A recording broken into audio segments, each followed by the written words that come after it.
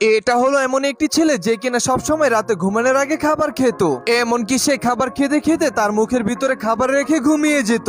এর কারণে তার মুখের ভিতরে দুটো পোকার জন্ম হয়। এরপরে তারা দুজন দাঁড়িয়ে দাঁড়িয়ে খুঁজতেছিল তারা দুজন কোন দাঁতের ভিতরে ঢুকবে। তখনই একটা ফাঁকা দাঁত পেয়ে চিকন পোকাটি দাঁতের ভিতরে ঢুকে যায়, কিন্তু মোটা পোকাটির ভুঁড়ি থাকার কারণে সে ভিতরে ঢুকতে পারে না, যার কারণে চিকন পোকাটিও বাহিরে চলে আসে এবং তারা দুজন পরামর্শ করে ছেলেটির একটি দাঁত কেটে ভিতরে ঢুকে যায়। আর সেখানে তারা দুজন ঘর বানাতে শুরু করে।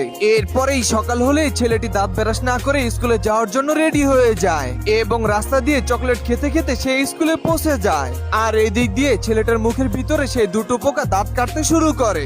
এক পর্যায়ে পোকাগুলো দাঁত কাটা শেষ হলেই ছেলেটি ব্যথার কারণে ক্লাসরুমের ভিতরেই চিৎকার দেয়, যার কারণে ছেলেটির বন্ধুরা ক্লাসরুমের ভিতরে হাসতে থাকে এবং ছেলেটি ব্যথার কারণে দু হাত দিয়ে তার মুখটাকে চেপে ধরে। অন্যদিকে পোকাগুলো ছেলেটির দাঁতের ভিতরে জমে থাকা খাবারগুলো তারা দুজন ছুঁয়ে ছুঁয়ে খেতে থাকে। আর ধীরে ধীরে তারা দুজনই দাঁতের ভিতরে অনেক বড় হয়ে যায়, যার কারণে তাদের দুজনেরই এই ছোট গর্তের ভিতরে থাকতে অনেক কষ্ট হয়। তখনই পোকা দুইটা উঠে পড়ে এবং তারা দুজন আবার ছেলেটির দাঁতগুলোকে কাটতে শুরু করে, কারণ তাদের দুজনের তো এখন বড় রুম লাগবে। তারা দুজন তো আগের থেকে অনেক বড় হয়ে গিয়েছে।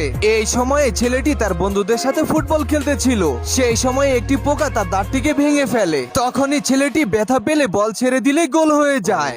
গোল খাওয়ার কারণে ছেলেটির বন্ধুরা তাকে অনেক বকতে থাকে। তখনই ছেলেটি তার মুখের থেকে হাতটিকে সরিয়ে নিলে তার মুখের এক সাইড পুরো ফুলে যায়। এরপরও ছেলেটি কোনো সতর্ক হয় না। তখনই সে বাসায় গিয়ে আবার মজা করে আইসক্রিম খেতে থাকে। এর ফলে পোকাগুলো তারা খুশির ঠেলায় ভিতরে তার দাঁতগুলোকে ভেঙে ভেঙে খেতে থাকে। কিন্তু এবার ছেলেটি দাঁতের ব্যথা সহ্য করতে না পেরে সে মাটিতে গড়াগড়ি শুরু করে আর সেখান থেকে উঠে দাঁত ব্রাশ করতে শুরু করে। কিন্তু এবার পোকাগুলোর তো কিছুই হয় না, কারণ এখন তারা অনেকটাই বড় হয়ে গিয়েছে। এর কারণে ছেলেটি অনেক চিন্তা ভাবনা করে সেখান থেকে একটি ডেন্টালে চলে যায়। তখন ডক্টর মেশিং এর সাহায্যে পোকার সবগুলো ঘরই ভেঙে ফেলে, কারণ পোকার এই ঘরগুলো না ভাঙলে তারা দাঁতের ভিতর থেকে বের হবে না এবং সেখান থেকে যাবেও না। এরপরে ছেলেটি কিছু ওষুধ নিয়ে মুখের ভিতরে দিয়ে কুলি করলে পোকাগুলো কুলির সাথে বের হয়ে বেসিং এর ভিতরে পড়ে যায় আর সেই পানির ভিতরে ডুবে পোকাগুলো মারা যায়। এরপরে ছেলেটি আবার সুস্থ হয়ে তার বন্ধুদের সাথে ফুটবল খেলতে থাকে। তো বন্ধুরা, আজকের গল্পটি কেমন লেগেছে তা কমেন্ট করে জানিয়ে দিন।